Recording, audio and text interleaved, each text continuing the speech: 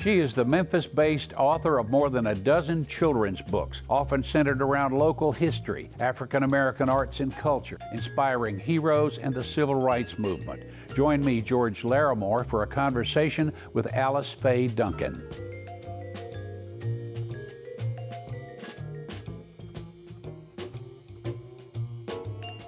Hello, everybody. I'm George Larrimore, and welcome to A Conversation With.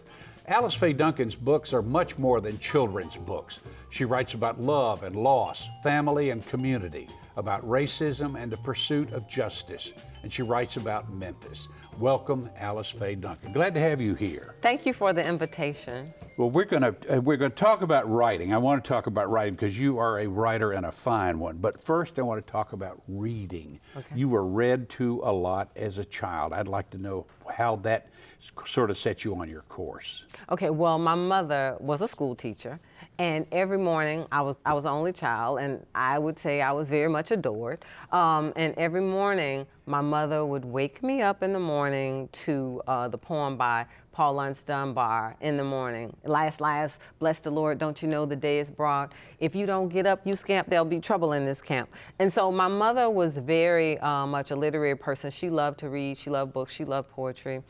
But at night, I required her to read storybooks to me. Yeah. And she was always tired from work, so she would fall asleep. And at that moment in that time of my life, I knew then it was like, I cannot wait till I get to grade school so I can learn to read, because, you know, I got tired of my mom falling asleep on me during story time. So that was my motivation. My initial motivation for reading was the fact that my mother was, you know, a tired school teacher. We want to get you to read to us today, if you don't mind. First of all, I'd like for you to read from your newest book, Yellow Dog Blues. Now, this is a story, if you don't mind me telling a little, of a kid in the Mississippi Delta who's got a beautiful yellow dog who runs away from home. So tell us what this, you touch on a lot of iconic images and places in the Mississippi Delta and in blues music.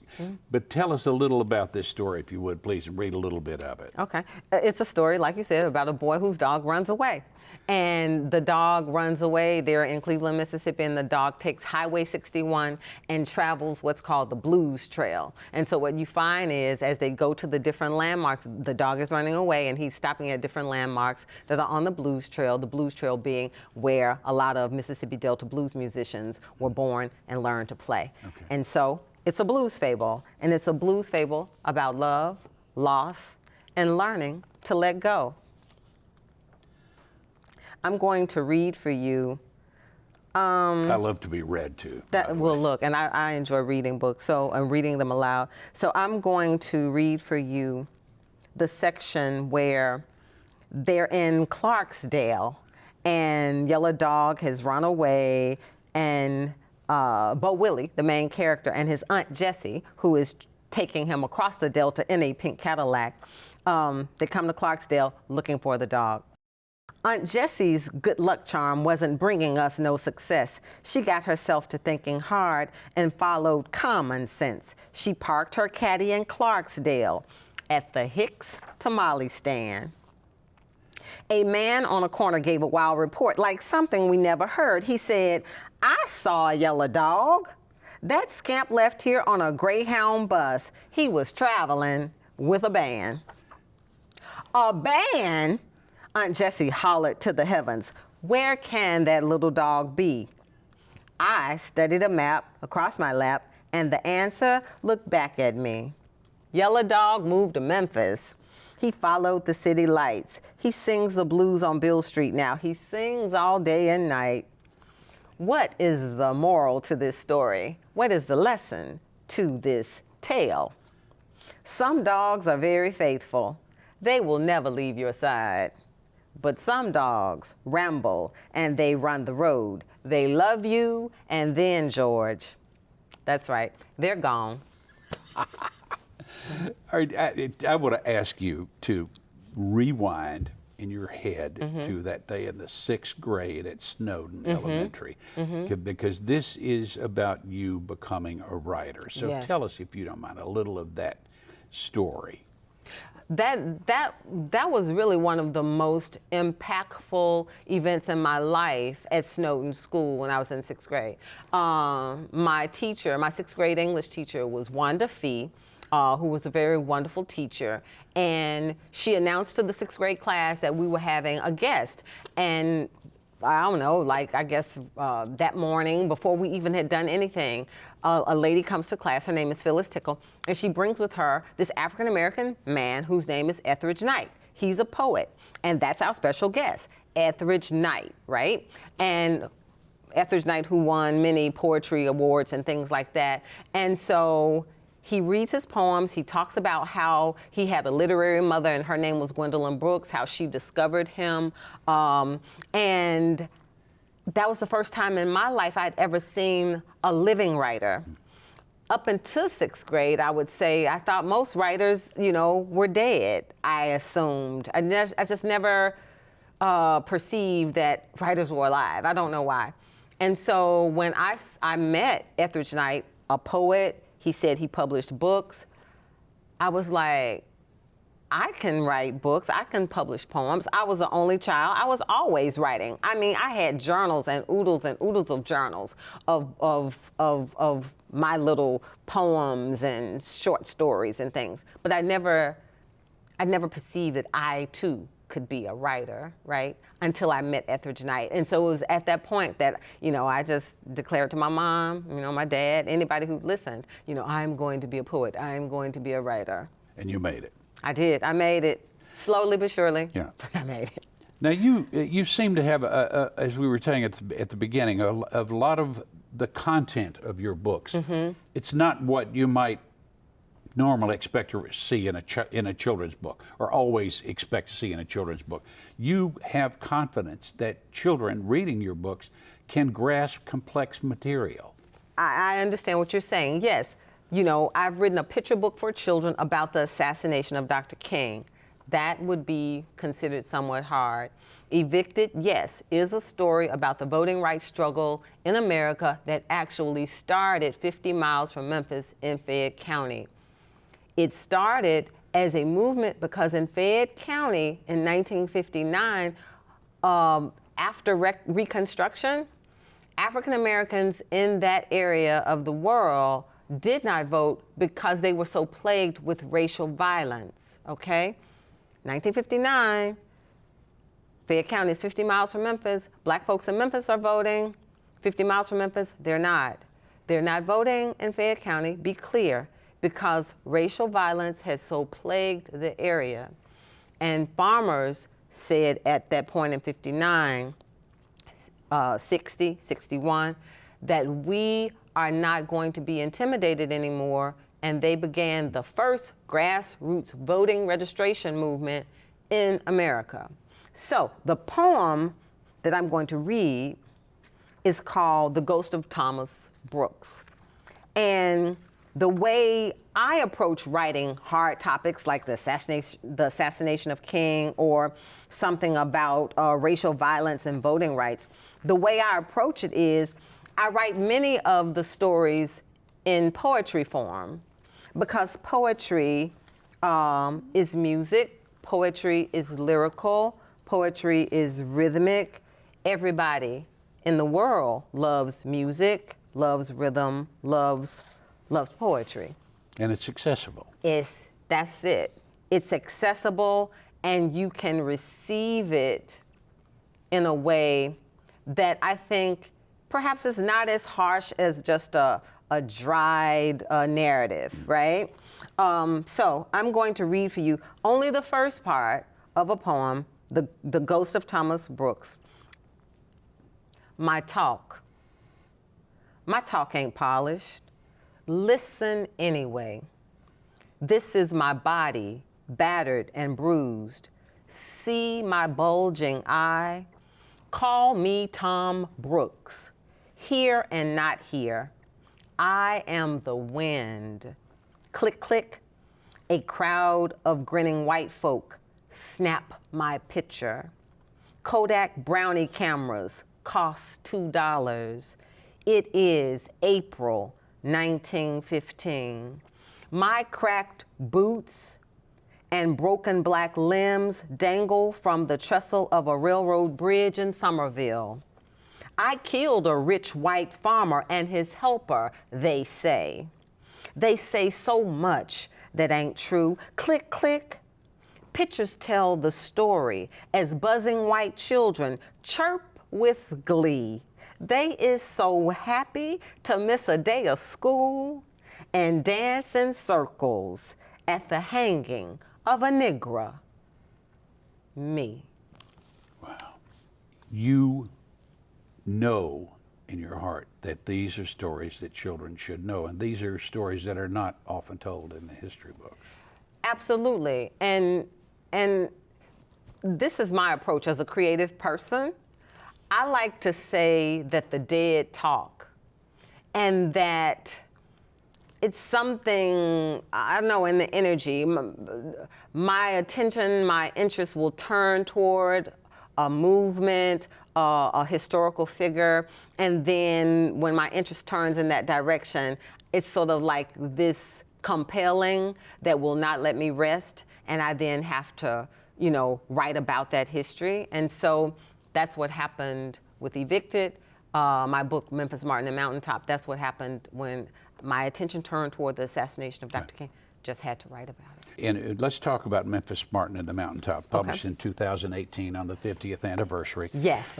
If you would read a little from that also. Now, this story is from the perspective of a 9-year-old girl whose father is one of the sanitation workers involved in the strike at the time. It is. And again, talking about things being hard.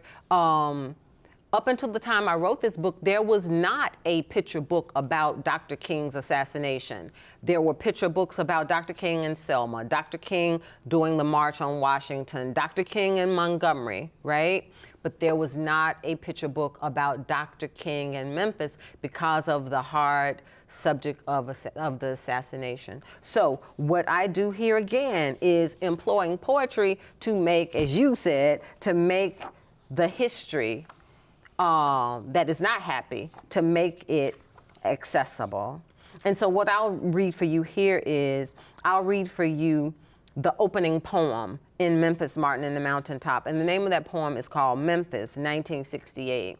And again, it's from the perspective of a 9-year-old little girl. And she says, her name is Lorraine, and she says, I remember Memphis. I remember the stinking sanitation strike. Alley cats, rats, and dogs rummaged through piles of trash. Black men marched through Memphis with protest signs raised high. I also marched in '68 with red ribbons in my hair. I remember Memphis and legions of noble men. I remember broken glass and the voice of a fallen king. Fire, smoke, and ashes ravaged midnight cityscapes. Black men marched for honor. And I must tell the story. You must tell the story so that no one will forget it. Let's talk about book banning. It's a subject that we're hearing more about as various governments in states around the country choose to ban books that are in public school libraries or in public libraries. This book, Evicted? no, the sanitation workers strike, Okay. has been, as Memphis, Martin, and the Mountaintop, I'm sorry, has been banned by the school board in Duval County, Florida. Okay. It's a list of 176 books, of which it is one. We've tried to contact them. It is, at the moment, banned pending investigation, as they say. You are a librarian. You're a former librarian. I'd like to hear your, and an author, obviously. That's why we're sitting here. I'd like to hear your thoughts as an author and as a librarian on the banning of books, particularly the banning of books for children. Okay. School, what is the purpose of school? School has been established to make a educated electorate, to make children educated. School has been established to make children critical thinkers, So to me, the book ban movement is anti-intellectual. It promotes that whole myth about the dumb American. It's just sort of like it's contributing, you know, to the dumbing down of America, and it is unhealthy. I don't support it, but I cannot allow that to stop me from my purpose and my mission, which is to write books that leave a record for the children who were not there. Tell me about your process. How is it that how do you research? How do you write? How do you decide what you're going to do, and how do you go about doing it? Well, I find what's interesting to me, what's interesting to my spirit at the time. And then once I identify what I want to write about, the next thing I do is I try to go and find someone who is living and alive and who was in that moment. So with Memphis, Martin, and the Mountaintop, I wanted to find somebody who was living and alive in that moment, who participated in that movement, right? And I found Dr. Almela Starks Umoja, whose father was Henry Logan Starks, and she participated in the movement. So I used her story as inspiration for my own, not making it her biography, but using just the organic life of her story to inspire my own. And then with Evicted, I went and found farmers who were sharecroppers, or either they were children and they lived through the movement in 1959, 1960 in Fayette County. And then their stories then become the germ or the yeast that made my story rise, for lack of a better metaphor, you know? And so I always try to find someone who's living or alive to tether to my story, so they can sort of like carry that, the energy of their lives can carry my story on. You mentioned to me when we were talking a few weeks ago about some of the elements that are most important in your life. Your parents, your church, your school. Now, how do those things, looking at it now, how did they affect the path you took? How did they sort of help to guide you to where you are today? Well, my parents gave me a love for learning, a love for education, and they supported anything academically that I wanted to do. They supported it. Anything artistic that I wanted to do, they supported it. I mean, I've had all kind of music lessons. I've had all kind of photography equipment. I've gone to all kind of art classes at the Memphis College when I was a child, because this is what I wanted to do, right? And out of all that exposure that they made available to me, writing is what took, and they supported it. In terms of the school, Snowden School, I can't say enough about Snowden School, because that's where I had my encounter with Etheridge Knight. But also I can't say enough about the University of Memphis, who gave me the University of Memphis as a school college gave me 4 teachers that influenced my writing to this very day. There was Dr. Ryanette Hurd, who taught composition. There was Dr. Reginald Martin, who taught professional writing. There was Dr. Deborah Plant, who also taught me composition. And then in the history department at the University of Memphis, I met Dr. Elsa Barkley Brown for a Black history class that I was taking, I think, as an elective. And Elsa Barkley Brown, in that Black history class, I mean, I was always a Black history student, always studied that. But she just made the history alive, and she made it important to me. And I knew that I wanted to carry on the legacy of writing about it. I want to ask you to read. We have time to read all of a book that I love. Okay. And I've read it several times. And I think you've described it as perhaps the most personal of your books. If you would tell us about Just Like a Mama, and then read it for us, please. Okay. Just Like a Mama is the book that is the most biographical to my life and to my family, because it's about a you don't know if really it's the child's grandmother, if it's an aunt, neighbor, but it's about a woman who cares for a child who is not her own. And that is my life story. I lived with my mother and my father, but my mother cared for her sister as she was like her adopted mother, because my grandmother died when my aunt was very young. And so my mother became a mother to her sister. I got the idea, though, not from my family. I got the idea because I taught school for 30 years. And my very first year of teaching, Springdale Elementary, my very first year of teaching, I had a student, and the student was very much cared for, and that student lived with her grandmother. And I just, when I looked around the city, lots of children. Saw a lot of that. Right, I saw a lot of that. Okay. Lots of children are being cared for by parents who are not their biological parents. And it's a mode of survival that many people, even right now, with children who come from different countries and find themselves here in our country without their parents, then they make families. Right. Families are made. And so it's about how we make families. It's celebrating children who are in made families. Okay. Read us the story then, please. Okay. Just like a mama. And I should add, the illustrator is Charnel Pinckney Barlow, who is the granddaughter of Jerry Pinckney. So that's big stuff, right? Just like a mama. Mommy and Daddy live miles away. I wished we lived together. Maybe one day that will be. I live with Mama Rose right now. She is just like a mama to me. Just like a mama, she combs my hair. She buttons my winter coat. And when I leave for school, she waves and shouts from her front porch, "I love you, Ladybug." Just like a mama, she teaches me things like how to make my bed and dribble a basketball. She bought me a watch when I turned 5. She taught me to tell time.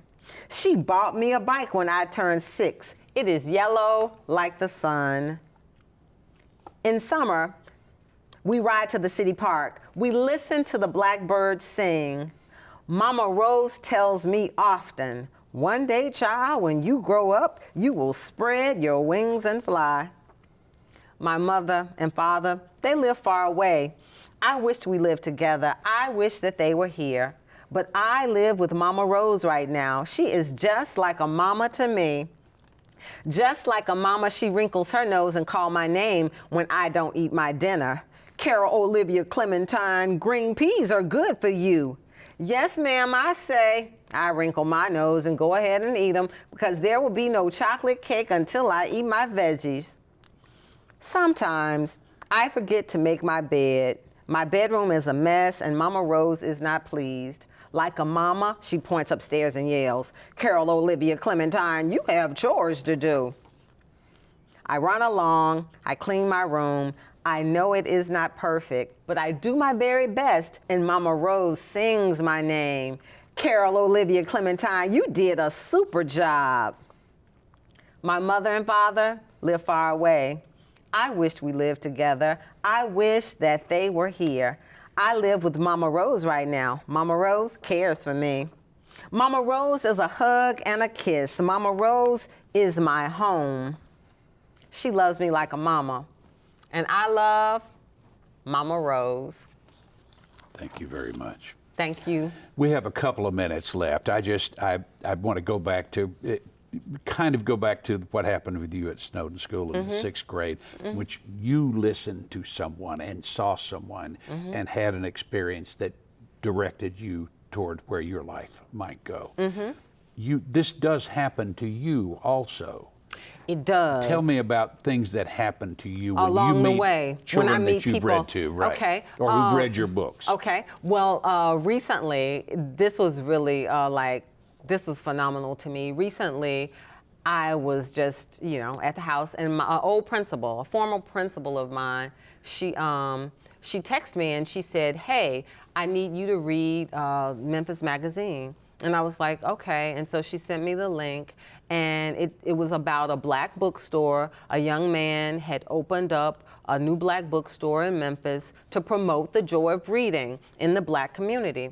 And I thought, oh, this is really, really wonderful. You know, I write books. I'm like, I understand now. She sent this, she wanted to share this with me. But as I continued to read the article and got toward the end of it, the young man who opened the bookstore, he began to share with the writer how, you know, he fell in love with books and words reading a picture book called Willie Jerome.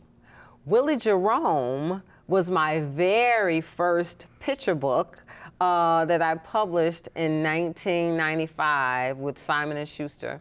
And I was like, floored in a very good way, because oftentimes writing and teaching is like school, or teaching and writing is like school. You know, you're there, you're teaching, you're writing, but you really don't know if what you're teaching or what you're writing is affecting people's hearts or affecting, you know, just affecting their lives in a positive way. And so to see that book from 1995, which is, I'm not good at math, so it's like very, very long ago, many decades ago, to see how that book had influenced someone to fall in love with words, and then that young man to go off and open a bookstore because he wanted to inspire people in the black community to do the same. I thank God. I thank God to have a spirit of creativity and to be a writer, you know, to have that ability. It was a blessing to me. Well, I'm so glad that you're a writer, because you're a marvelous writer. Thank you. And appreciate you being here today. Thank and appreciate you. our audience watching us today on a conversation with Alice Faye Duncan. I'm George Larrimore. Please join us again. Thank you for being here.